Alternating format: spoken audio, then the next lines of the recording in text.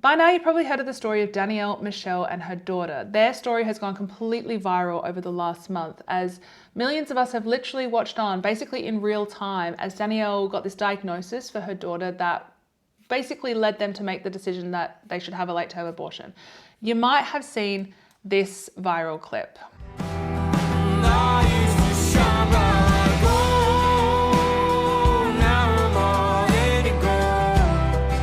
Oh, it's just so devastating. I mean, this is Danielle laying on her bed saying that she's wishing that she would just have a miscarriage rather than have to make this decision of a late-term abortion. So this story is completely heartbreaking, and we feel so deeply for her, and this episode is going to be an emotional one because Danielle has lived out a mother's nightmare. She got a diagnosis that ultimately led to her losing her daughter.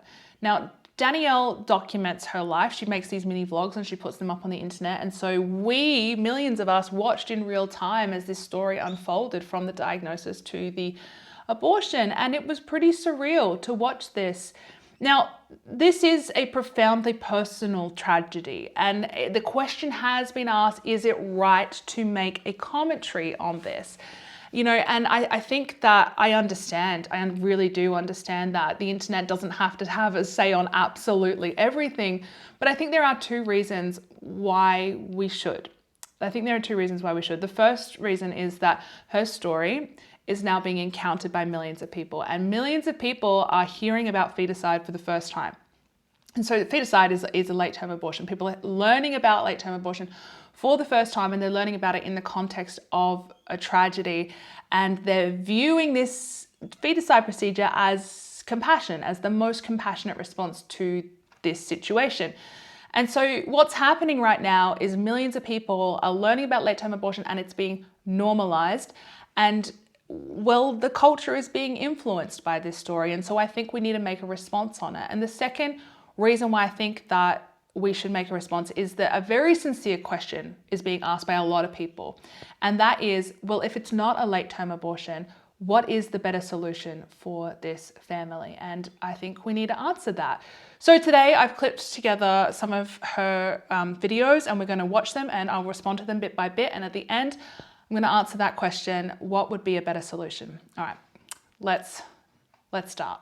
Went to the hospital yesterday, 22 weeks pregnant with a headache to rule out preeclampsia, and I left with a maternal fetal medicine referral for complex imaging because baby girl is measuring in the 5th placentile, which means she's measuring really small. So the beginning of the tragedy is unfolding. She has this diagnosis, and this diagnosis is going to continue to evolve.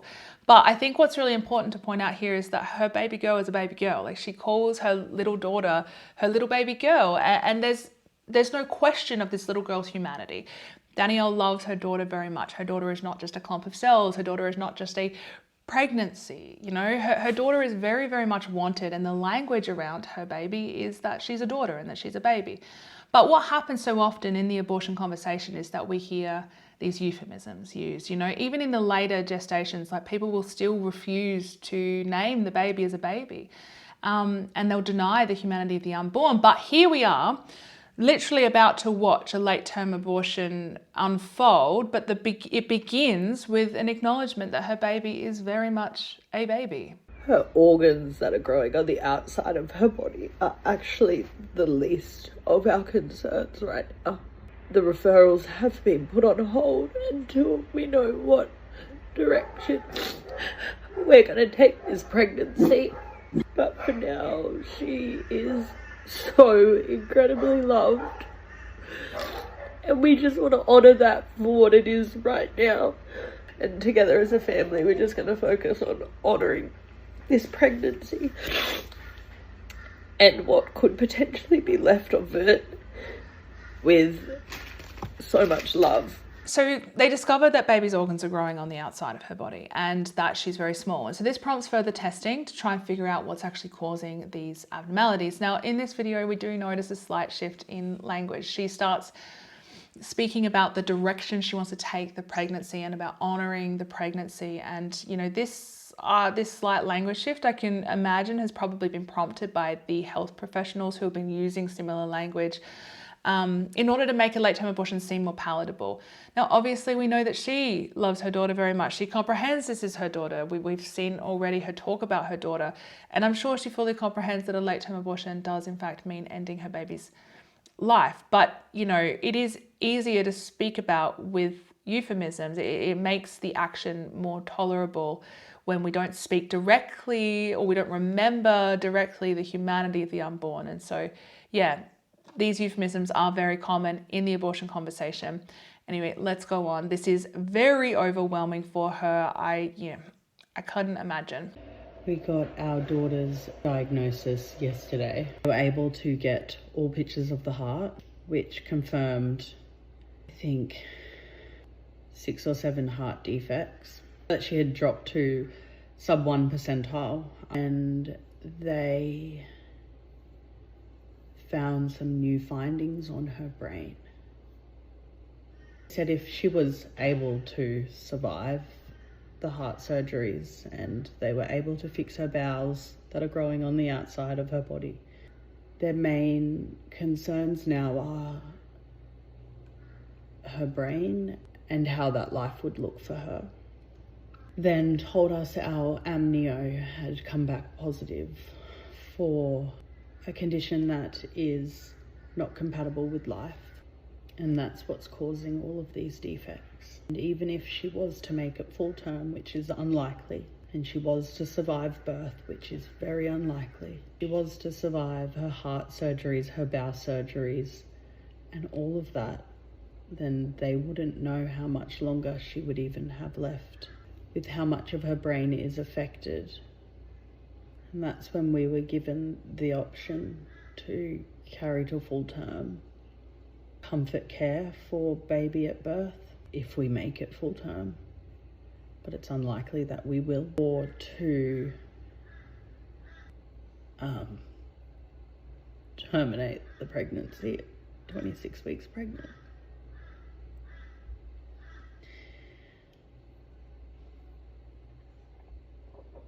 I don't know how I thought that a late termination would work.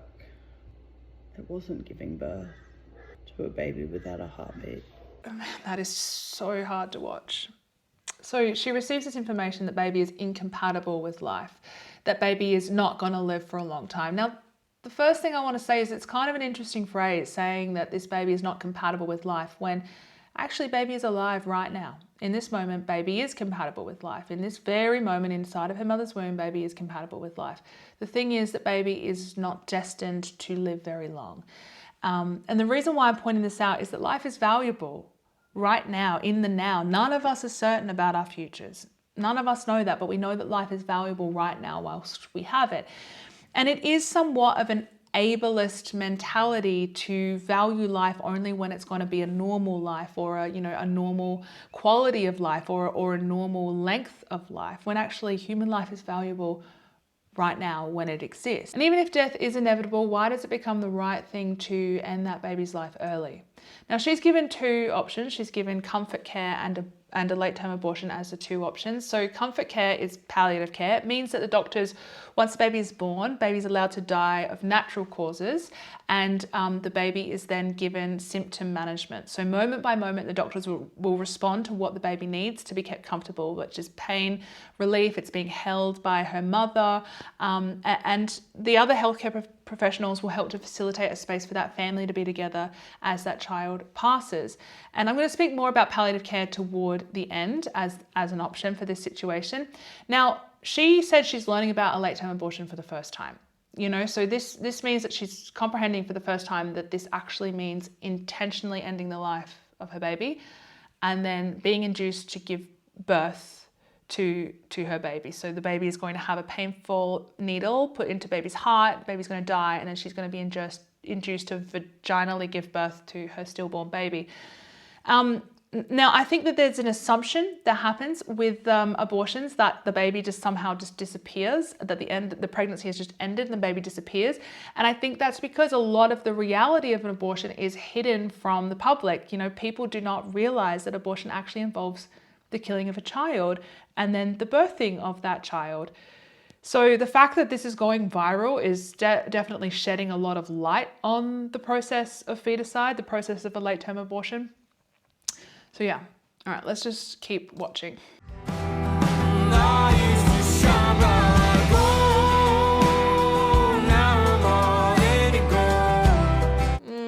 Goodness. All right. So she's there saying that she's begging for a miscarriage at 26 weeks pregnant because she doesn't want her to watch the doctors inject her baby's heart and make it stop beating. Man. So she's there laying on her bed wishing for a natural death for her baby rather than having to choose her baby's death. Now, I'm going to probably speak a little bit more to this later because it's a really important topic, but there's this thing called chosen grief, which is where grief is made more complicated, more difficult to process, more confused because of the choices that are made during the tragedy. And there is actually evidence to show that women who go through with the pregnancy, give birth and choose palliative care do better than the women who choose the late-term abortion option. And I think part of that is due to the fact that the grief is not confused by the choice, and that women don't have to endure the burden of responsibility. You know, their child died by natural causes and not by a choice, and that helps the women to process the tragedy that's occurred in their lives.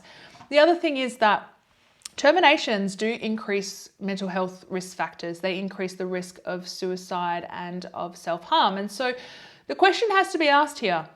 For a woman who is literally in the middle of a horrendous tragedy, and on top of this, she mentioned in other videos that her nan had died, the woman who had raised her had passed away during all of this unfolding. And so poor Danielle is in the middle of what is incomprehensible trauma right now. And the question has to be asked, is it wise healthcare to pick the riskier option of the two options of comfort care, of palliative care, and of termination, when the mental health outcomes for the woman are worse for the termination option? You know, it's an important question that needs to be asked. All right, let's keep going. The fact that right now our baby is moving around inside of me, but in a few days I'll be delivering her sleeping. I'm not okay now, but I can't even begin to imagine what I'm about to go through. And what a privilege it's been to not have to ever know how the fuck it happens at 26 weeks. Right now I'm surviving, but I don't know how I'm going to. How am I going to watch them put a needle into my baby's heart and stop it? How I'm supposed to carry her before they induce me? How I'm supposed to give birth to a sleeping baby? How I'm supposed to go through labor, contractions and pushing, knowing that it's not for anything.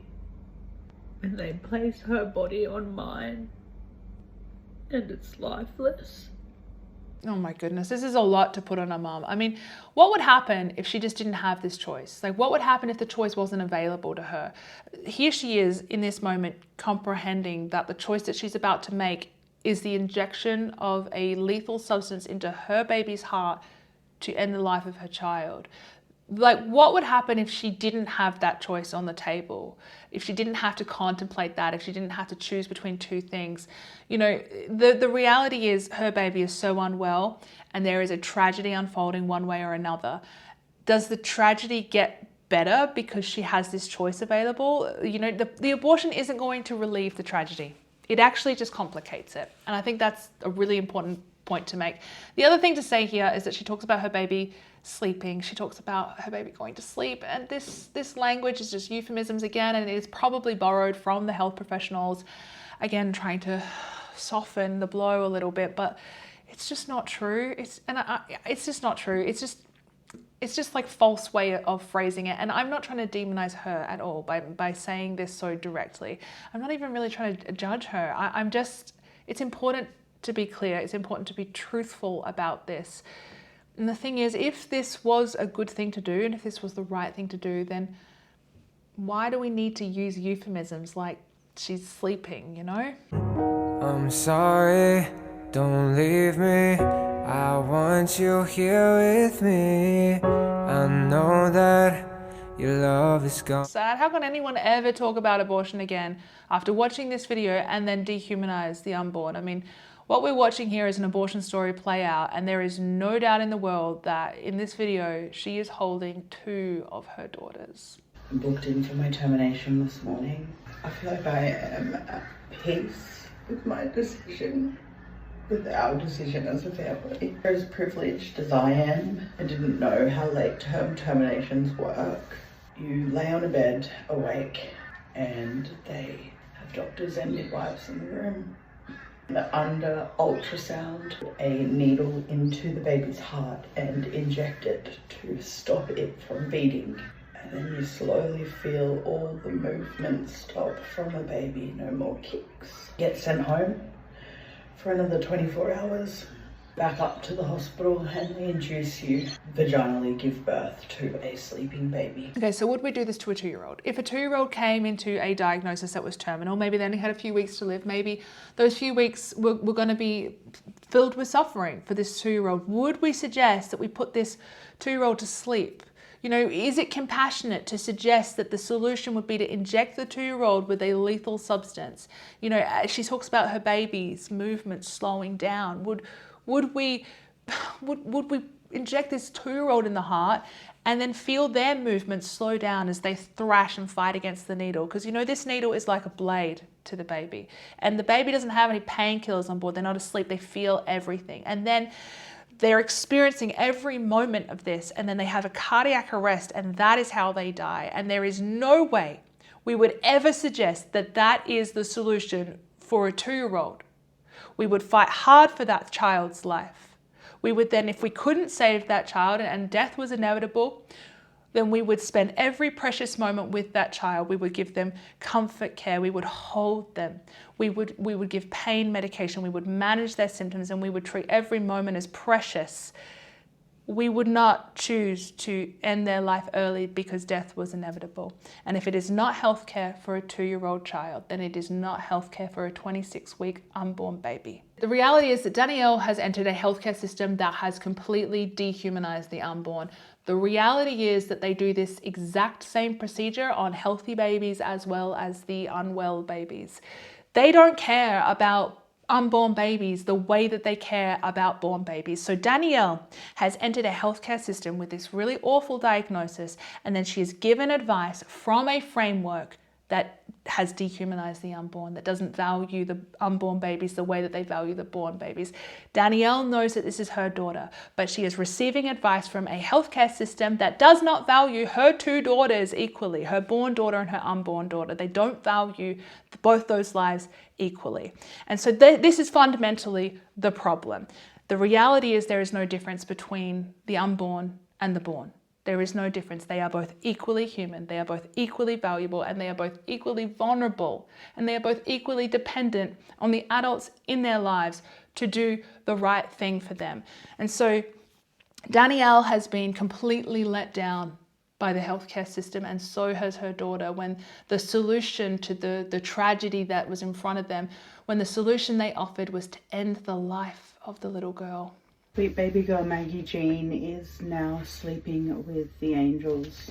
Procedure went well, and I feel a sense of peace knowing that she isn't fighting anymore.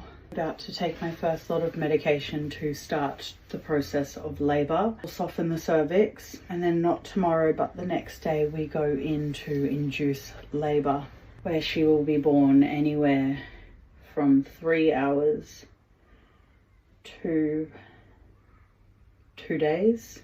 So a question that may have come to your mind, it certainly came to my mind, is baby suffering in mum's womb right now? Is it kinder to end the suffering of the child sooner rather than later if she's in pain inside of her mum's womb? And is it therefore the compassionate response because baby is in pain? And so I asked this question. I called a senior neonatal doctor before I responded to these videos, and I asked that question, and she said no. She said no, it is so unlikely that baby is actually uncomfortable in her mum's womb. The reality is that the womb is the best place for a baby to be. If baby is growing and is alive and is compatible in that moment with life because she is alive and she's growing, then she is probably very comfortable, because the womb is the best place for a baby to be. And so, yeah, there's actually no better place for the baby to be than just living and growing and being comfortable in her mother's womb. And so the answer to the question is baby suffering in the womb? Most probably no. I wish you could know me. I wish I could know you much more sometimes. Wish I could do nothing with you. Sit in the yard while the day dies. Leave it all on the table. And I'll say So this is the reality of the 26-week abortion. Her baby has been killed, is now inside of her womb, and she is waiting to be induced, and then she will give birth to a stillborn baby. And that labour could take anywhere from a couple of days, from a few hours to a couple of days. It's 6 a.m. and we just got the call from the hospital. We get induced today to deliver our sleeping angel.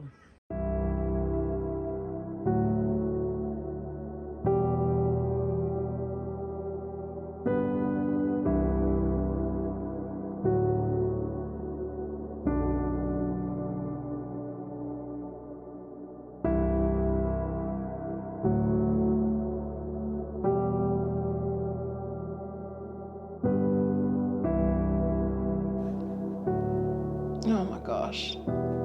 It's just so sad. I feel so... Oh. This poor family.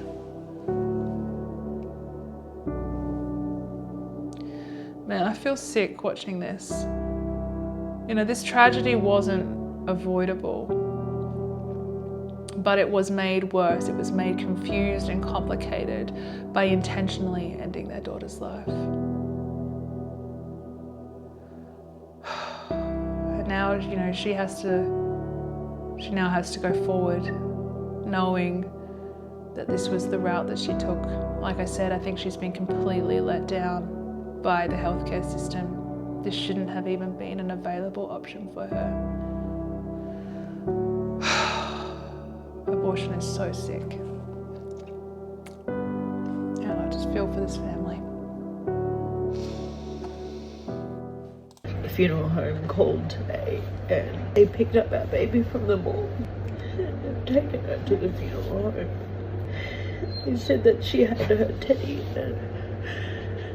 and a blanket and a rose that we picked for her. I don't know if you've made it to the end of this video, well, nearly the end, I've still got a little bit more to talk through, but then you're probably feeling as sick and as heavy as I am with this. So, you know, I think, like, let's just talk a little bit about the fact that she's received a birth certificate and then a death certificate, and that her baby is going to have a funeral, and in so many ways her baby is being treated as a human being, except for the moment that, you know, the healthcare system decided that the best outcome would be if they intentionally chose the child's death.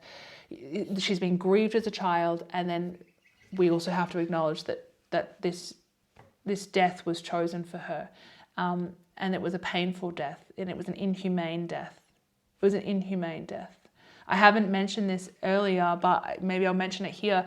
This potassium chloride drug that's used in this process is actually considered inhumane and unethical to use on animals. They don't even put animals to sleep with this medication or this poison because it is so painful. And yet it was the choice way to end this baby's life. But then at the same time, the system gives a birth certificate and a death certificate and a funeral. It's like, this doesn't make any sense. It's like, is this child a human being or not?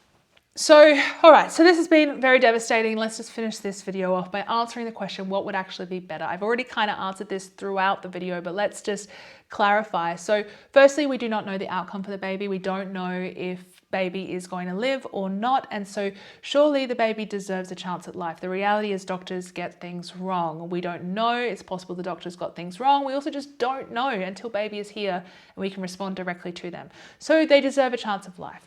The other thing is that we should treat the unborn the way that we treat the born children. And we would fight for their life. If this was a born child, we would fight for their life. And if death was definitely inevitable, then we would give palliative care. The most compassionate and the right response would be to give palliative care. So Palliative care, if you didn't know, is the type of care that is given at the end of life when someone is dying at any stage in life. And it involves symptom management, so that they're kept comfortable, pain relief, the family being present. It's multidisciplinary, so there are many health professionals that are involved in this, and that's including therapists and people who can facilitate a space for the grieving, for the family to grieve. And this is truly the compassionate response to somebody who is dying, is to give them good quality palliative care. Now, in the process of palliative care, somebody's dignity is preserved, even though their life is very short. Their dignity is preserved in the process of them dying, and that is important. If they're allowed to die naturally whilst also being given comfort care, then we're upholding the dignity of that human being. And if we would do it for any other born person who is dying, then we should do it for the unborn as well. The other thing here is that when the baby is given palliative care, they are also then not the recipient, not the subject of intentional violence. The late-term abortion is intentional violence, and the palliative care is a natural death with comfort and with mum holding you, rather than being the victim of intentional and painful violence. And so that is an important point to make. Now, the final thing here is that it is actually more therapeutic for mum and family to go through the comfort care option, because, like I said before, she's not burdened by the responsibility of having to make this choice. And her grief is then not going to be complicated and confused by this choice. So women and families and the babies also have better outcomes when they are allowed to die naturally with palliative care than if the late-term abortion option is chosen. The final thing to say here is that the tragedy was unavoidable. The termination wasn't going to make the tragedy go away. In fact, it was just going to complicate it and make it worse. And at the end of the day, true compassion never kills a child.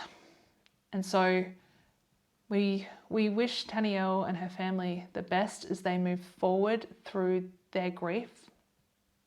And in one of her videos, she did say, though she doesn't believe in God or prayer, but she did say, if you do anything for her, just pray. So I guess that's all we can give her now. All right.